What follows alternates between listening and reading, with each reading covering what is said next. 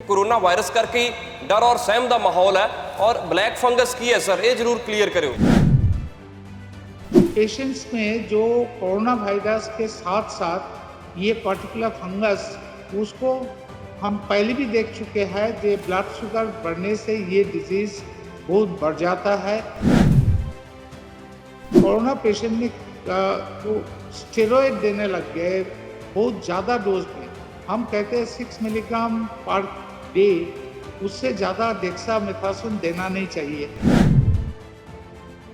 कि हम पीजीआई में पहले साल में 50 केस देखते थे।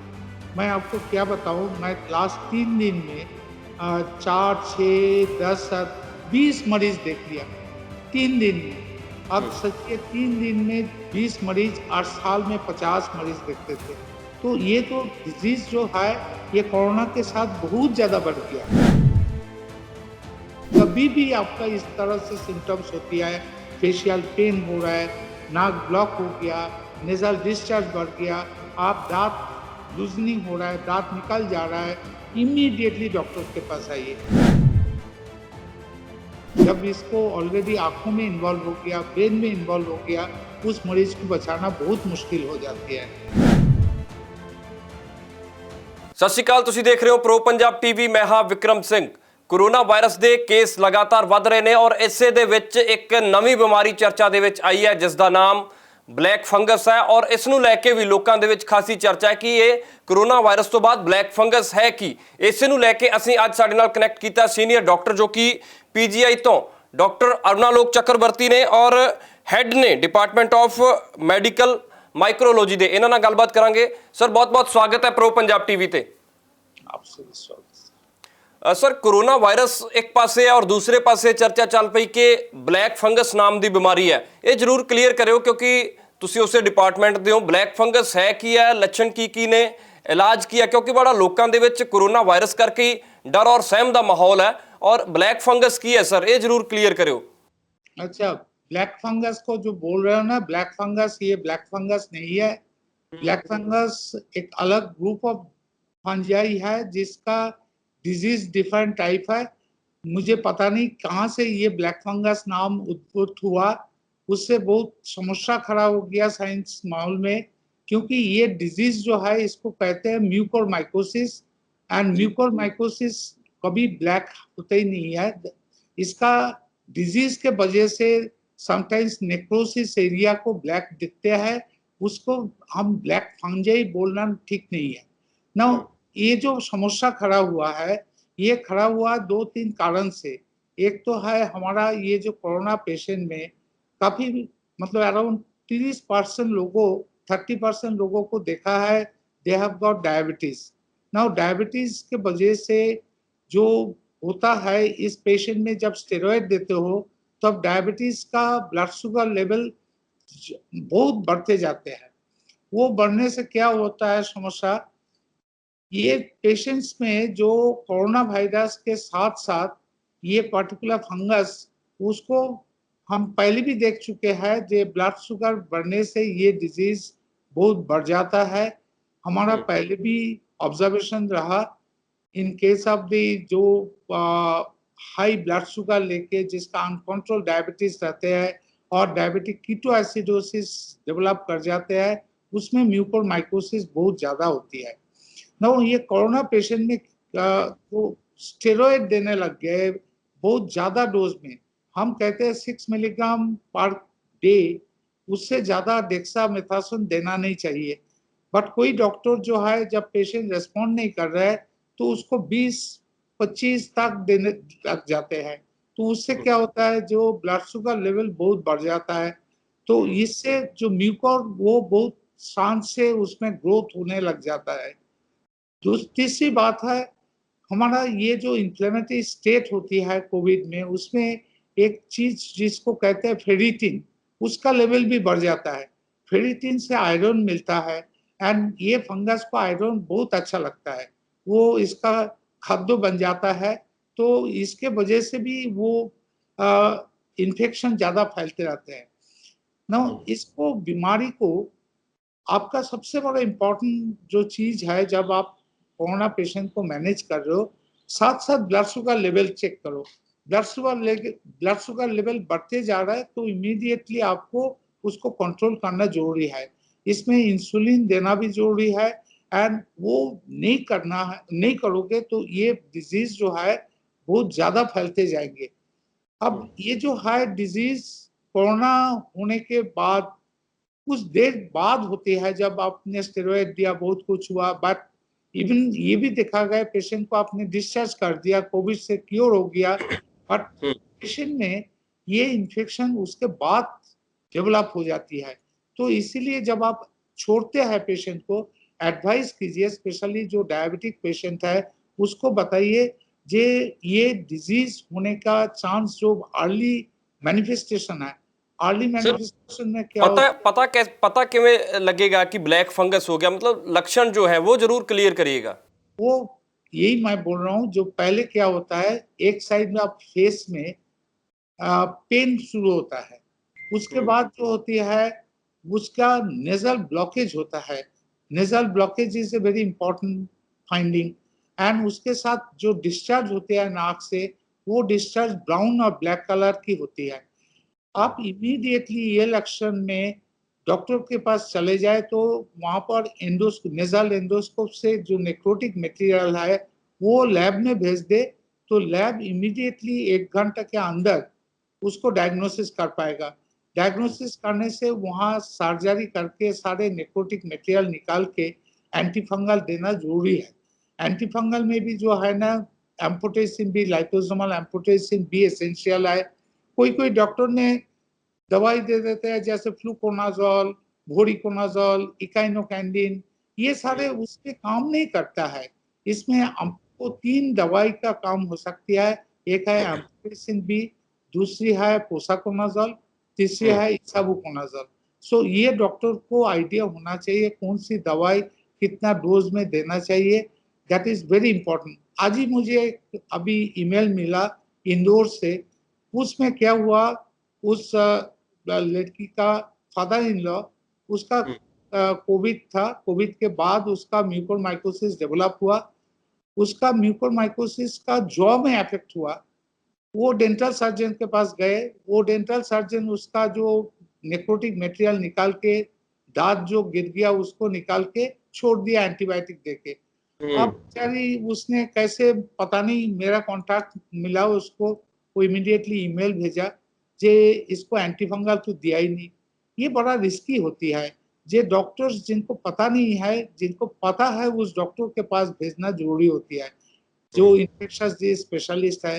डेंटिस्ट को भी हमें ये ज्ञान देने पड़ेगा, क्योंकि इस टाइम जो हुआ कुछ पेशेंट में हमने देखा loosening of teeth, because jaw effect होने से दांत निकल जा रहा है। सो पेशेंट में भी कोरोना की म्यूकोर की चांस बहुत ज्यादा है। इमीडिएटली उसको डायग्नोसिस करना एंड उसके बाद ट्रीटमेंट लेना बहुत जरूरी है। सर एक चीज जरूर क्लियर करो कि ये कोरोना वायरस जिन लोगों ਨੂੰ ਹੋਇਆ ਉਹਨਾਂ ਲੋਕਾਂ ਨੂੰ ਹੀ ਹੋ ਰਿਹਾ ਜਾਂ ਕਿਸੇ ਵੀ ਸ਼ਖਸ ਨੂੰ ਹੋ ਸਕਦਾ ਹੈ? ये म्यूकोरमाइकोसिस पहले भी हमें बहुत ज्यादा इंडिया में होते रहते थे। जैसे हम जब पहले स्टडी किया था उसमें देखा जो वेस्टर्न वर्ल्ड से 140 गुना ज्यादा म्यूकोरमाइकोसिस इंडिया में है। उसका कारण इंडिया में बहुत ज्यादा होने का कारण जो है, हम लापरवाही ब्लड शुगर लेके करते रहते हैं। हम मिठाई बहुत पसंद करते हैं, तो हमारा जो है कोई ब्लड शुगर टेस्ट करने के लिए तैयार नहीं होते हैं। ब्लड शुगर होगा भी तो उसका कंट्रोल नहीं करते हैं। तो हाई ब्लड शुगर पेशेंट्स में ये डिजीज पहले होता था। बट जो मैं बोलूंगा जो नंबर ऑफ केसेस, जैसे हम पीजीआई में पहले साल में 50 केस देखते थे, मैं आपको क्या बताऊं, मैं लास्ट 3 दिन में 4, 6, 10, 20 मरीज देख लिया 3 दिन में। अब सोचिए 3 दिन में 20 मरीज, 8 साल में 50 मरीज देखते थे। तो ये तो डिजीज जो है ये कोरोना के साथ बहुत ज्यादा बढ़ गया है। ਨੰਬਰਸ ਦੀ ਗੱਲ ਕੀਤੀ ਜਾਵੇ ਸਰ, ਇਹ ਕੇसेस ਜ਼ਿਆਦਾ ਸ਼ਹਿਰਾਂ ਤੋਂ ਆ ਰਹੇ ਆ ਜਾਂ ਪਿੰਡਾਂ ਚੋਂ, यानी कि गांवों से ज्यादा आ रहे हैं या शहरों से? दोनों जगह से ही आ रहा है। जिस ही मरीज में सीवियर कोविड हुआ है, जिसमें स्टेरॉइड ज्यादा दिया गया है एंड जिसमें ब्लड शुगर पहले से भी था, ना भी हो ब्लड शुगर बिकॉज स्टेरॉइड ज्यादा देने से भी ब्लड शुगर बढ़ जाता है। जी एक जी। है जैसे हमारा कोरोना डिजीज होने से उसमें भी एक स्ट्रेस पैदा होती है। स्ट्रेस में जो है कॉर्टिसोल, एड्रेनालिन बढ़ जाता है, वो भी जो है ब्लड शुगर को कंट्रोल बड़ा गड़बड़ कर देता है, उसमें भी ब्लड शुगर बढ़ जाता है। सो मैं ये बोल रहा हूँ सब मिला के जो प्रॉब्लम है एनी सीवियर कोविड पेशेंट में जब भी हम डिस्चार्ज कर रहे हैं उनको ये सलाह दे जे आप घर में कभी भी आपका इस तरह से सिम्टम्स होती है, फेशियल पेन हो रहा है, नाक ब्लॉक हो गया, नेजल डिस्चार्ज बढ़ गया, आप दांत लूजनिंग हो रहा है, दांत निकल जा रहा है, इमीडिएटली डॉक्टर के पास आइए। क्योंकि जब आंखों में इन्वॉल्व हो जाती है, जब आप डिप्लोपिया में दो दो विजन देखते हो और ब्लडिंग ऑफ विजन होते हो, ये ऑलरेडी लेट हो जाते हैं। क्योंकि हमें ये देखा अभी इस डिजीज में मोर्टेलिटी जो है 50% के करीब है, जो होना एकदम नामुमकिन चाहिए। क्योंकि ये डिजीज अर्ली डायग्नोस करे एंड उसको जल्दी से ट्रीट करे तो ये प्रॉब्लम समस्या होना नहीं चाहिए, हम पेशेंट को बचा सकते हैं। बट आप लेट आओगे जब इसको ऑलरेडी आंखों में इन्वॉल्व हो गया, ब्रेन में इन्वॉल्व हो गया, उस मरीज को बचाना बहुत मुश्किल हो जाती है।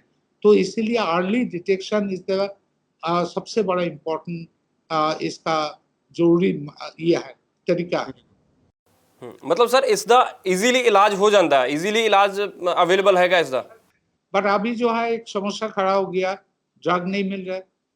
जो सबसे बड़ा इम्पोर्टेंट ड्रग एम्फोटेसिन भी लाइपोसोमल वो बाजार से गायब हो चुकी है। मैं वो कंपनी से भी बात किया, कंपनी वाले बोल रहे हैं हमारा तो ड्रग एग्जॉस्ट हो गया है, खत्म हो गया है। तो ये एक समस्या खड़ा है, हम बोले ये जल्दी ब्लैक शुरू हो जाती है सर, ब्लैक शुरू काला बाजारी शुरू हो जाती है, शायद इस तरह का कुछ हो गया। पता नहीं आज ही इंग्लैंड से भी मेरे पास एक मैसेज आया, उसका कोई पेशेंट है पुणे में, उसका जो है एम्पुटेशन भी नहीं मिल रहा है। उन्होंने बोल रहा है आप कोई जगह से जुगाड़ कर दो। हम बोला मैं चंडीगढ़ में हूँ, पुणे में कहाँ से जुगाड़ कर दूं? ये तो बड़ा मुश्किल है। जो भी है इंडिया बड़ा मतलब मुझे खराब लगता है, हमारा अपना कंट्री में सारे दवाई जो भी इम्पोर्टेंट होती है वो गायब हो जाती है। जिम्मेदार किसनु मानते हो सर? मैं ये पॉलिटिक्स में घुसना नहीं चाहता हूँ। वो आप थोड़ा लीडर्स, पॉलिटिकल लीडर्स को पूछिए। हम डॉक्टर है, हमें तो दवाई चाहिए। दवाई चाहिए सर, उस हिसाब ਨਾਲ ਫਿਰ मतलब ਬਣ ਨਹੀਂ ਪਾ ਰਹੀ ਜਾਂ ਕੀ ਮੰਨਿਆ ਜਾਵੇ ਇਸ ਦਾ ਰੀਜ਼ਨ? ਜਿਵੇਂ ਕਿ ਕੋਵਿਡ ਨੂੰ ਲੈ ਕੇ ਵੀ ਕਿਹਾ ਜਾ ਰਿਹਾ ਸੀ ਕਿ ਕੋਵਿਡ ਦੀ ਵੈਕਸੀਨ ਵੀ ਬਹੁਤ ਘੱਟ ਮਾਤਰਾ ਦੇ ਵਿੱਚ ਅਲੱਗ-ਅਲੱਗ ਜੋ ਸਟੇਟਸ ਹੈ ਉਹ ਕਹਿ ਰਹੇ ਕਿ ਸਾਨੂੰ ਘੱਟ ਮਿਲ ਰਹੀ ਹੈ, कम मात्रा में मिल रही है हमें। नहीं, प्रॉब्लम यह है जे कंपनी कभी सोचा नहीं था उसका इतना दवाई का जरूरत होगा, तो इसीलिए कंपनी का भी जो है क्राइसिस में है। तो लोगों ने सारे इंपोर्ट कर रहे हैं, बट वो दवाई पहुंचते पहुंचते उन लोगों का जून महीना की पहले हो जाएगा। बट हमारा जून महीना तक ये मरीजों को कैसे ट्रीट करेंगे? हम तो बोलते हैं एम्पुटेशन भी नहीं मिलता है तो इसाबुकोनाजोल दीजिए। मैं इस कंपनी जो इसाबुकोनाजोल तैयार करते हैं उनसे भी बात किया, उन्होंने बोलते हैं जो इसाबुकोनाजोल है, लेकिन अगेन मैं ज्यादा बोलते जाऊंगा इसाबुकोनाजोल वो भी गायब हो जाएगा, यही मेरा ख्याल रहता है। जी इसाबुकोनाजोल अभी है, दीजिए इसाबुकोनाजोल। पोसाकोनाजोल भी है, कल ही मैं बात किया पोसाकोनाजोल के बारे में कंपनी से, वो बोल रहा है पोसाकोनाजोल टैबलेट है। हम बोला देखो ये ब्लैक ना होए, ये अस्पताल में इसको सप्लाई जाए, इसका बारे में ध्यान रखो। अब बाकी तो मैं जो है दुनिया के बारे में, मैं पॉलिटिक्स में इन्वॉल्व नहीं हूँ, मुझे इसके बारे में, मैं तो चाहता हूँ एज ए डॉक्टर हमें दवाई मिलना चाहिए। सर एक बार वो नाम जरूर क्लीयर करो, ब्लैक फंगस ਤੁਸੀਂ ਕਿਹਾ ਕਿ ਇਹ ਜੋ ਬਿਮਾਰੀ ਚੱਲ ਰਹੀ ਹੈ ब्लैक फंगस नहीं है, कोई और नाम दस रहे सी ਤੁਸੀਂ? इसका नाम है म्यूकोरमाइकोसिस। म्यूकोमाइकोसिस। म्यूकोरमाइकोसिस। ये जो म्यूकोरेल्स बोल के एक ग्रुप ऑफ फंगस है, उस ग्रुप से जो डिजीज प्रोड्यूस करते हैं उसको नाम है म्यूकोरमाइकोसिस। सो म्यूकोरमाइकोसिस इसका, अब इसका नाम जो, अच्छा इसका जो है मैं उसमें कुछ था क्योंकि इसका कोलोकियल नाम है ब्रेड मोल्ड। जो ब्रेड रखे हो उसके ऊपर इसका ग्रोथ होता है, तो इसका लोग कहते हैं इसका नाम ब्रेड मोल्ड। मोल्ड है फंजाई, पुरली जो है ब्रेड के ऊपर उंगली होती है तो उसको कहते हैं ब्रेड मोल्ड, तो वो भी कहते हैं तो मैं मान सकता हूँ, बट मैं ब्लैक फंगस मानने के लिए तैयार नहीं हूँ।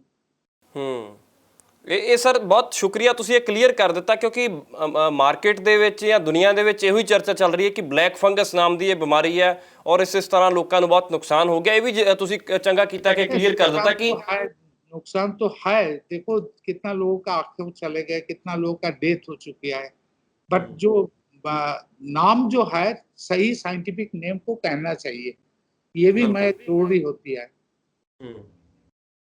ठीक है सर, बहुत बहुत शुक्रिया, बहुत बहुत धन्यवाद ਤੁਹਾਡਾ ਸਾਨੂੰ ਸਮਾਂ ਦੇਣ ਵਾਸਤੇ, ਤੁਹਾਡੇ ਕੀਮਤੀ ਸਮੇਂ ਚੋਂ ਤੁਸੀਂ ਸਾਨੂੰ ਸਮਾਂ ਦਿੱਤਾ, ਬਹੁਤ ਬਹੁਤ ਸ਼ੁਕਰੀਆ sir, thank you so much. आपका भी शुक्रिया, thank you very much. Doctor Arunalok Chakraborty ਸਾਡੇ ਨਾਲ ਮੌਜੂਦ ਸਨ, ਜੋ ਕਿ ਪੀਜੀਆਈ ਦੇ ਸੀਨੀਅਰ ਡਾਕਟਰ ਨੇ। ਇਹਨਾਂ ਨੇ ਕਿਹਾ ਹੈ ਕਿ ਇਹ ਬਲੈਕ ਫੰਗਸ ਨਾਮ ਦੀ ਬਿਮਾਰੀ ਨਹੀਂ, ਬਲਕਿ ਬਲੈਕ ਫੰਗਸ ਨਾਮ ਤਾਂ ਇਸ ਦਾ ਪ੍ਰਚਾਰ ਦਿੱਤਾ ਗਿਆ, ਬਲੈਕ ਫੰਗਸ ਨਾਮ ਦੀ ਬਿਮਾਰੀ ਨਹੀਂ। ਔਰ ਕਰੋਨਾ ਵਾਇਰਸ ਜਿਨ੍ਹਾਂ ਨੂੰ ਹੋ ਜਾਂਦਾ ਹੈ, ਖਾਸ ਤੌਰ ਤੇ ਕਹਿੰਦੇ ਕਿ ਬਿਮਾਰੀ ਪਹਿਲਾਂ ਵੀ ਇਹ ਚੱਲ ਰਹੀ ਸੀ, ਪਰ ਹੁਣ ਜਦੋਂ ਕੋਵਿਡ ਹੋ ਜਾਂਦਾ ਜਿਸ ਬੰਦੇ ਨੂੰ, ਸਟੀਰੋਇਡ ਜ਼ਿਆਦਾ ਦਿੱਤਾ ਜਾਂਦਾ ਔਰ ਇਸ ਵਜ੍ਹਾ ਦੇ ਨਾਲ ਇਹ ਬਿਮਾਰੀ ਜ਼ਿਆਦਾ ਪਨਪ ਰਹੀ ਹੈ। ਇਸ ਦਾ ਇਲਾਜ ਹੈਗਾ, ਪਰ ਸਹੀ ਸਮੇਂ ਤੇ ਜਿਸ ਤਰ੍ਹਾਂ ਦੇ ਉਹਨਾਂ ਨੇ ਤੁਹਾਨੂੰ ਲੱਛਣ ਦਿੱਤੇ ਨੇ ਕਿ ਜੇ ਤੁਹਾਡੇ ਇਸ ਤਰ੍ਹਾਂ ਦੇ ਲੱਛਣ ਨੇ, ਦੰਦ ਬਾਹਰ ਨਿਕਲ ਰਹੇ ਨੇ, ਦੰਦ ਉਖੜ ਰਹੇ ਨੇ, ਜਾਂ ਫਿਰ ਦਰਦ ਤੁਹਾਡੇ ਹੋ ਰਿਹਾ ਜਬੜੇ ਦੇ ਵਿੱਚ, ਅੱਖਾਂ ਦੀ ਰੋਸ਼ਨੀ ਘੱਟ ਪੈ ਰਹੀ ਹੈ, ਇਸ ਤਰ੍ਹਾਂ ਦੇ ਲੱਛਣ ਜੇ ਤੁਹਾਨੂੰ ਨਜ਼ਰ ਆ ਰਹੇ ਨੇ ਤਾਂ ਤੁਸੀਂ ਜਲਦੀ ਡਾਕਟਰ ਨੂੰ ਕੰਸਲਟ ਕਰੋ, ਆਪਣਾ ਚੈੱਕਅਪ ਕਰਵਾਓ ਤੇ ਜਲਦੀ ਇਲਾਜ ਹੋ ਜੇ ਤਾਂ ਬਚਾਇਆ ਜਾ ਸਕਦਾ। ਨਹੀਂ ਤਾਂ ਡਾਕਟਰ ਸਾਹਿਬ ਕਹਿ ਰਹੇ ਸੀ ਕਿ